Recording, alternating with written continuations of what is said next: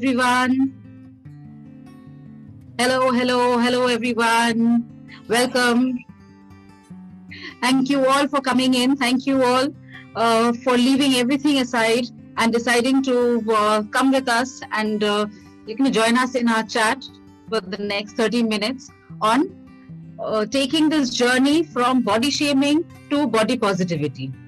And before we move on, let me introduce my co-speaker, Pragati Sureka. She is a clinical psychologist and author, and she's been practicing for more than 1.5 decades. I am Devleena Ghosh. I am a clinical psychologist and the founder of Cornash, the Lifestyle Management School. And today we start with this whole week long.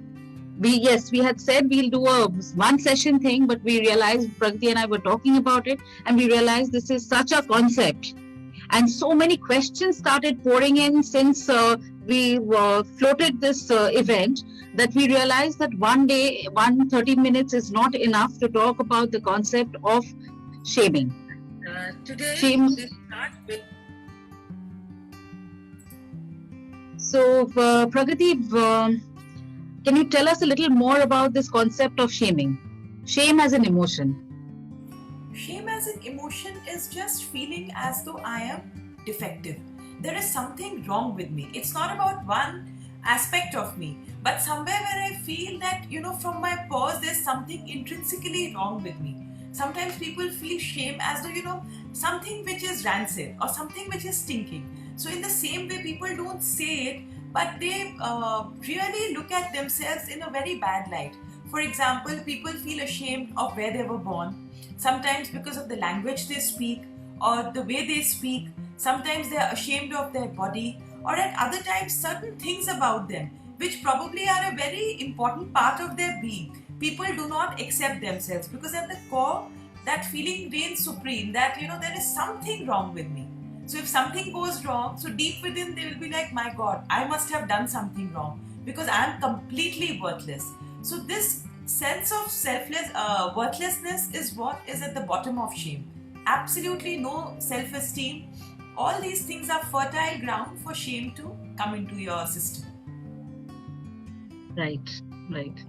And I think one of the most disturbing of them is body shaming. Yeah, absolutely. People are so unkind, like a lot of times people really judge themselves based on how they look or what their body type is. Sometimes because of their height, I'm too tall, I'm too short, or I should just be too complexion. Very true. Yes, absolutely. And sometimes you're just too pale. Sometimes you're too dark. Sometimes you're too brown. You're too orange, too pink, too yellow. I've heard all kinds of things. Yeah. Being thrown at each other, and all in the name of. I was just trying to be vigilant. I was just trying to be nice. If I don't say, who else will say? I'm a friend. I'm a parent. I'm a partner. I'm that's why I'm a sibling. I mean that person's good. So a lot of times. What we don't. Yeah, please. Yeah, what we don't realize many a times is we have just one body that we've been born in. And unfortunately, there is no refund or exchange business which happens in the body. This is our one constant companion. We've come in this body and we'll go in this body. And yet, we treat it so badly. Each time we body shame ourselves or think negatively about our body, we are actually body shaming, whether we realize it or we don't realize it. What is your take? We'll be talking about it. It happens so rampantly. It happens all the time. Sometimes there are two aspects to it. One is there are times when people are just mean and malicious. And then there is another lot, primarily for whom we have basically come up with this topic today, are the ones, that group of people are completely unaware of what they are doing in the name of being nice. That they are body shaming another or that they are shaming another, they're not even aware. I agree, because, a lot of times people don't realize that it's not okay to talk about another's body. How does it matter to Exactly. you? How does it matter to you what is another's size?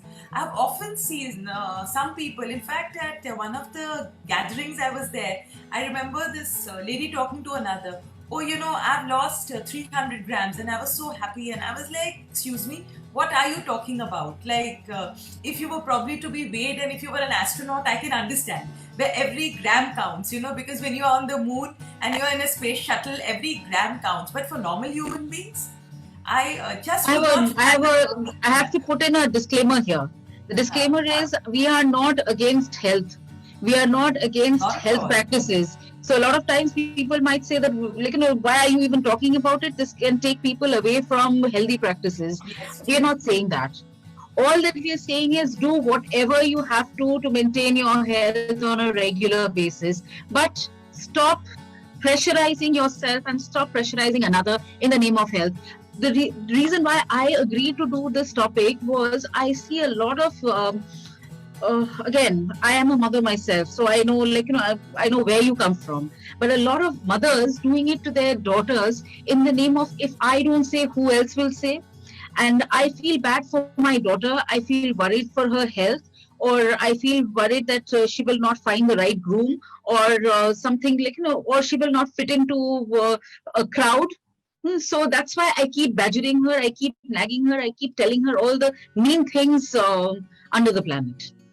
Actually, if you are mocking another and ridiculing another, you are being a mean person. It's a very harsh statement to make, but even as a parent, if you are body shaming, you are just being very mean to your child. Sometimes popular media and even so-called well-wishers, goad the parent. See, why don't you tell your child to lose weight? Why don't you tell your mother to lose weight? Why don't you tell your spouse to lose weight? But is it really anyone else's business? The person who has to lose weight, if you see, everybody knows. By the time a child is 10 years old, basics of nutrition has been taught to them in school at the very basic level. They don't know. And if you yourself eat healthy, the child also learns how to eat healthy, or a child learns to regulate. But nothing justifies mocking or ridiculing another. So today we will be talking about a few things which we all talk about amongst friends, amongst, like, family gatherings, or when a couple of people gather together. Very often we talk about these things, but they all can lead to shaming. So In fact, we'll be talking about it one by one. can you tell us about different Yeah. types of shaming that can happen in social gatherings? Yeah, yeah. So I'll come to that. First thing that we talk about very easily, very naturally, without even batting an eyelid, without thinking what the other person is thinking, because we are just so focused on God knows what. We just talk about it. Is appearances. That is how one is looking. How am I looking? How is the other looking? Isn't it, Pragati? Like, all the time, think of social gatherings and how people are obsessed about how am I looking. Actually, it's so wrong. Constantly thinking about. Now, another, to take this a level higher, very often you'll see when you are not sure about how you are looking, you try to deflect it to another, thinking of, oh, look at this person, how is this person looking? Some people are vocally shaming, some people just keep it at the thought level, but their eyes say it all, their mannerisms say it all. I remember once, I want to give a specific example here. This was almost 2 decades back. Uh, on my wedding day. This is a very peculiar example that I'm going to give. There was this lady. She was one of the invitees to my wedding, and way back then, she was wearing I think a backless blouse or something like that. And she comes into this typical quintessential Bong wedding where, people are all in their gaudy Banarasis and things like that. And suddenly, she's this very smart, well turned out lady in a backless blouse. The way she was slut shamed for no rhyme or reason. For no rhyme or reason. Did she, did any of those people who were talking about her pay her bills? when she was purchasing that backless blouse? No. Did anybody pay any of her bills? Did they live her life? How did it concern? And this has been irking me since the past 2 decades. That how did it actually concern a whole lot of people? And it's not even that she was showing too much of flesh or nothing. She was just wearing something, and she was carrying it beautifully. But people had to say something. Why? Because that particular lady, she stood out. So this concept of you can't stand out. You have to maintain that herd mentality. You have to be a conformist in your head. So I that's a agree. major. I agree. This is a very important concept that you're talking about. The moment someone is slightly individualistic, something happens to people collectively. It's like, See, that think of basic that tall aspect girl of in people. class. Yeah. Think of the tall girl in your everybody, all Mhm. school children have one girl who's slightly taller than the rest. Each class had one. So that tall girl, that extremely lanky girl, that extremely fat girl. So what do we happen? Oh, people call them names, call them names. But how does it matter? How does it matter to you? Is she any less of a student? Is she any less of a friend? Is she any less of a God knows what exactly happens? So again, we are talking about this from a perspective of a lot of people who do it unknowingly. The ones who are doing it knowingly, we can't do anything about them. They're just plain mean. But the ones who do it, what do you do to them? The best way is the ones who do, why they do is their reference point. What one could do is we start feeling bad is because we believe that what another is saying is absolutely true. There is some grain of truth. I am not attractive because I am too tall. I am not attractive because I am not the model in the magazine. I am not attractive because my skin is of a particular kind. And somewhere I do not validate my own being. I feel when someone else praises me, only then I am worthy. If people find something wrong with me, then there must be something wrong with me. We never stop to think that is this the right attitude, rather than what is being spoken about me. It speaks about the other person's attitude. Another zone where I've seen people really body shame another is because of their mannerisms. Be a little feminine, talk softly. How can you be like a man? Don't cry like a girl. These are all facets by which we body shame another. And all these are, if I don't teach etiquette to my loved ones, who will? You don't have to teach anyone anything. It's a A very very another very common conversation, party conversation you'll see is dress sizes. Men do it, women yes. do it. It's gender irrespective. I was a double XL. From that, look at me, I've become a medium. I have she used to be a size 14. From that, she's become a size 12. She'll be like, how does it matter? It's just a number. And How does it bother I never another? understand. And I never understand when people, put two pictures of each other and say, I'm pretty now. Who said you were not pretty before? Either you were pretty then also, and you're pretty now. And if you didn't think you were pretty then, how have you become pretty now?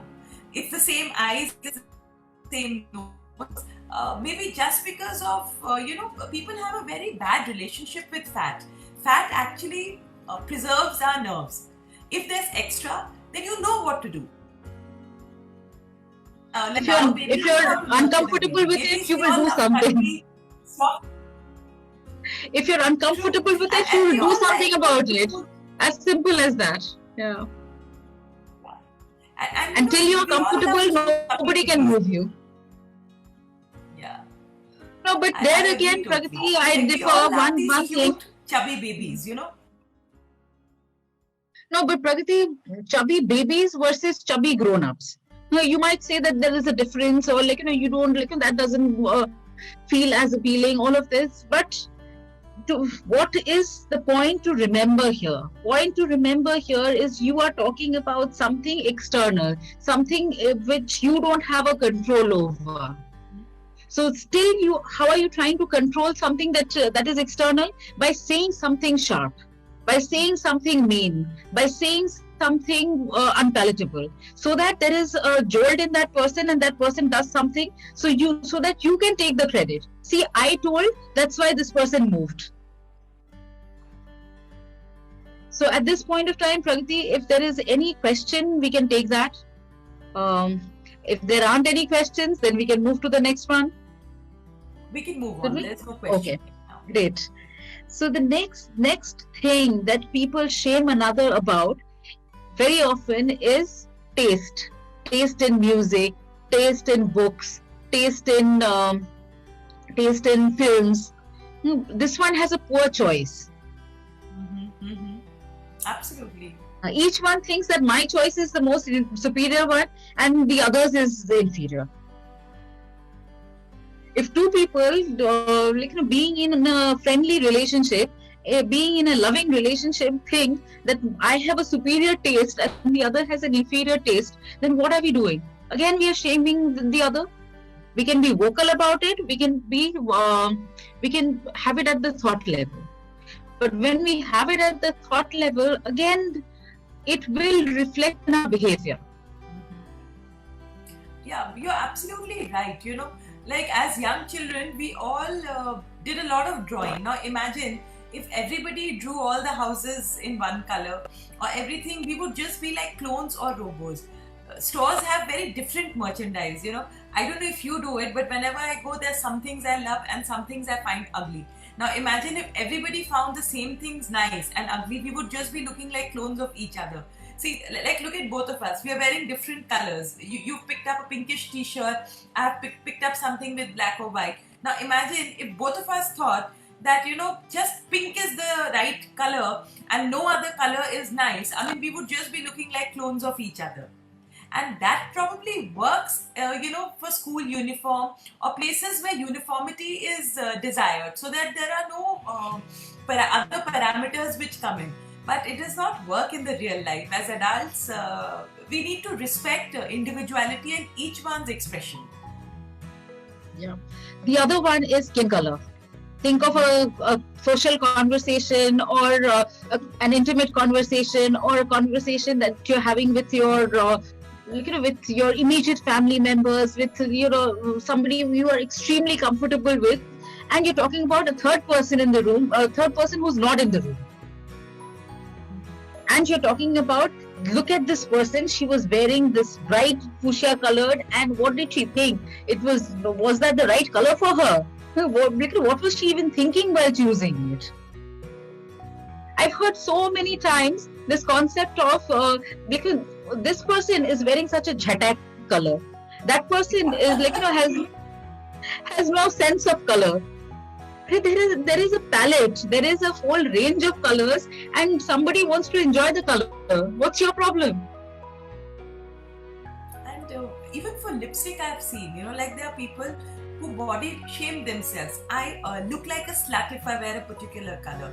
Okay, and while the whole world runs towards a desirable body color, sometimes people with that body color will say, oh, I look too pale with bright shades, so I must wear something very, very soft. Otherwise, it's just contrast too much. Nobody seems to be happy with their skin color. And when it comes to commenting on another skin color, people just do it so randomly. And there are even people who say that you are so this. So obviously, what else do you expect? Naturally, how are you going to look good? I've actually heard people talk to their friends like that. And that is so bad for a young person's self-esteem, And this young person grows up bitter. This young person grows up unsure.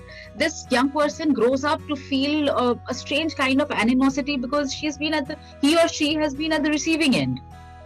Yes. The next thing that falls under shaming, but we again do it like it's a moral duty. That's talking about another person's status of whether that person is in a relationship or single. Yes. As if, Why don't like, you settle being, down? yes, it's high time you settle down. How old will you be this year? Well, what do you think? How many other bachelors or spinsters are around? What is your option? So a whole lot of things, as if someone's singledom is the whole community's responsibility. But that is also coming under shaming. So next time you decide to do that, please think of it that if you are a conscious person, if you are a nice, loving, kind person, don't do it. And if you are genuinely concerned, you may probably talk to a person and ask for their opinion about their status, provided you have that empathetic, sensitive relationship with that person. But there's a very thin line, and you need to be very careful about these things. Now the next one. Next one is interesting because we hear it all the time. It's so rampant. Man up. Don't be like a girl. Grow a pair. It's about masculinity. We always tell little boys to young men to all kinds of men. Whenever we see a man who is on the verge of expressing an emotion, on the verge of asking for help, we immediately shut that man up then and there with the pretext of masculinity. A man who likes chatting up with a group of women in a party. He genuinely is not bonding with the other bros. He is bonding with a group of women. What do we think of that person? Look at this person here. So sissy, or all kinds of things. Again, that's a very, very strong judgment. This is shaming a person's masculinity. So again, think of it. Do I do it? Or have I heard someone? Or is it something that I'm familiar with?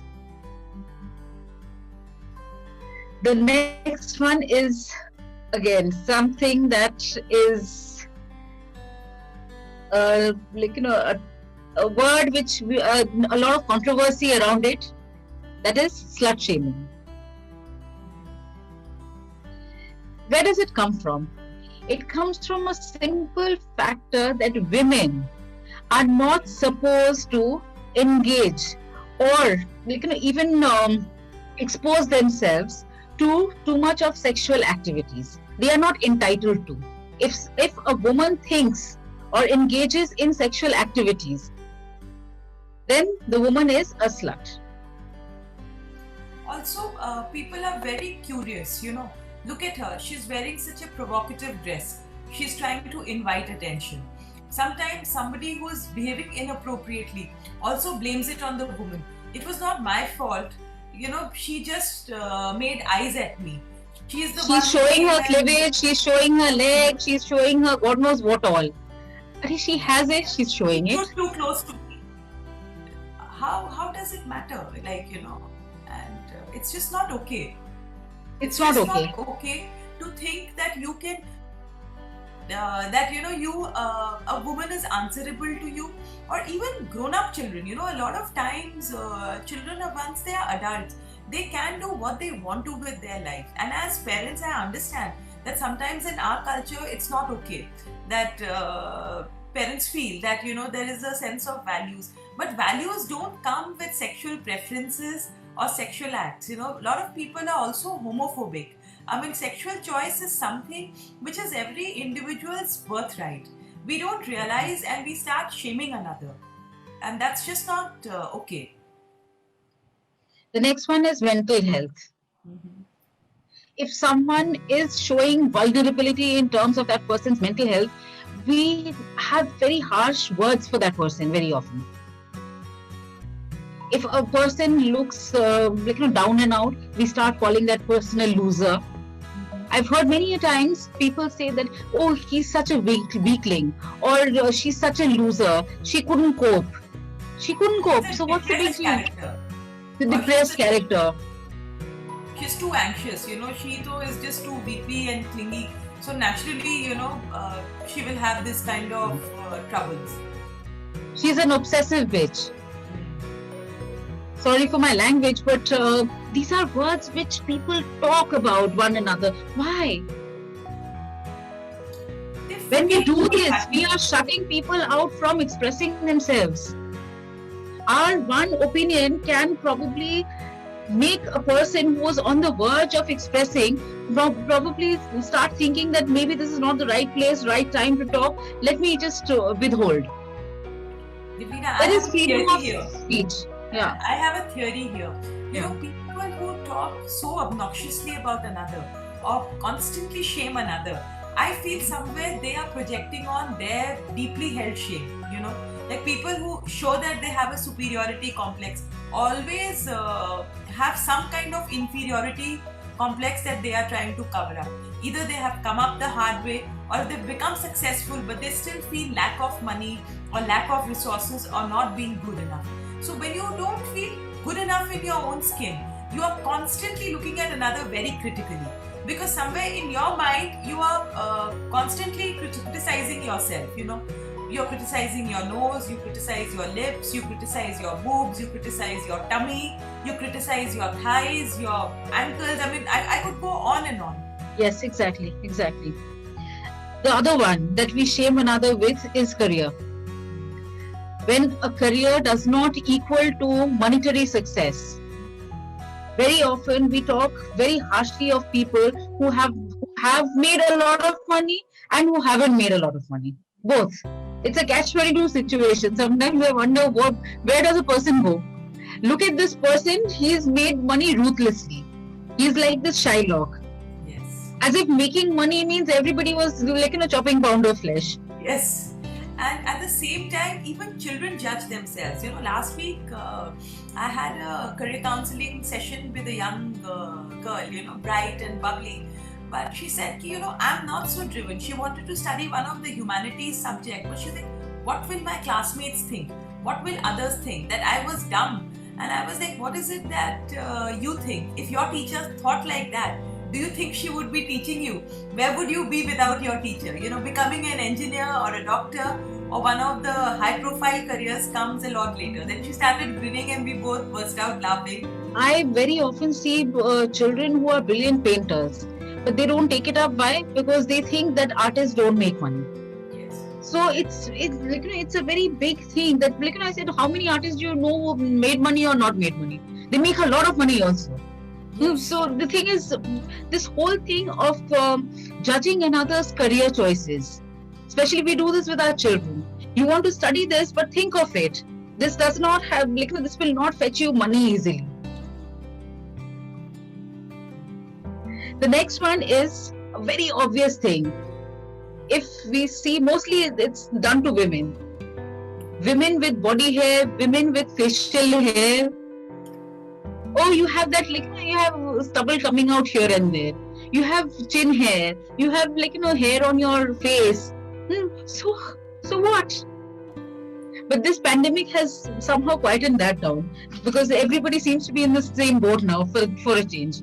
But again, hair color. Earlier on, hair color also used to be a huge thing. You know, people would worry that they were losing hair, but they just thought that hair color had to be put however it was. But now people are very comfortable. You will see them however it is. They don't obsess about it. They take good care of it. But that obsession has you can obsess. You can want to be, like, in ship shape. You can want to be, like, well groomed. All of that is fine. But don't be harsh when it comes to judging another. All that we are trying to portray is you can be whoever you want to. But don't put the same standard. Don't judge everyone else with the same standards. It becomes very difficult for other people then to relate. Then it's a very unkind world we are living in. I totally agree with you, Divina, because when it comes to body shaming or any kind of shaming, one needs to realize that if I'm indulging in it, means somewhere I'm very unkind to myself, or I am deeply ashamed of something, and that is why I don't mind shaming another.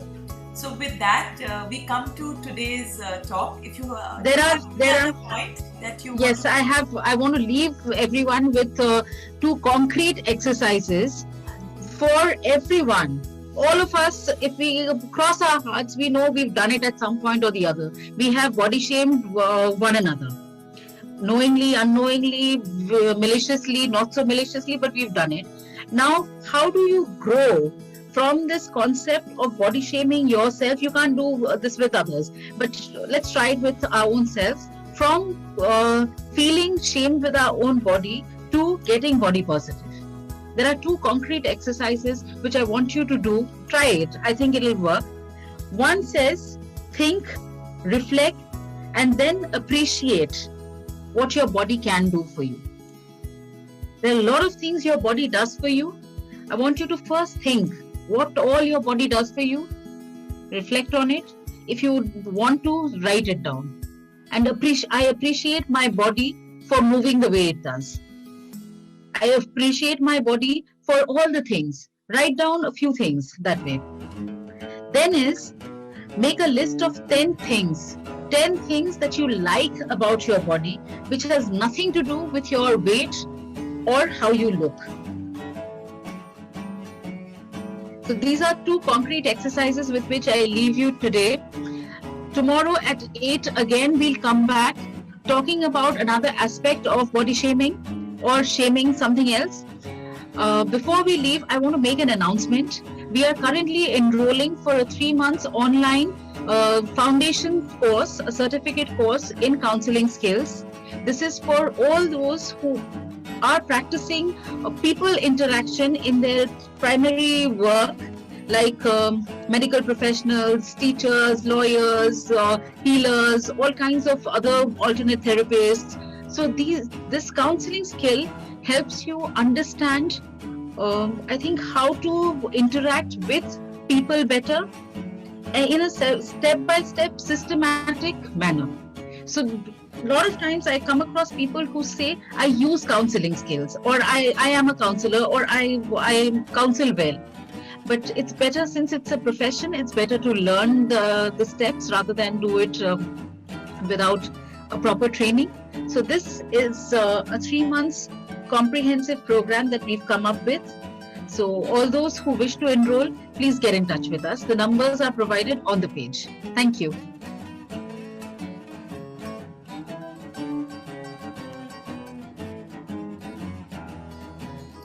Okay. Bye-bye, everyone. See you tomorrow. Bye. Stay safe.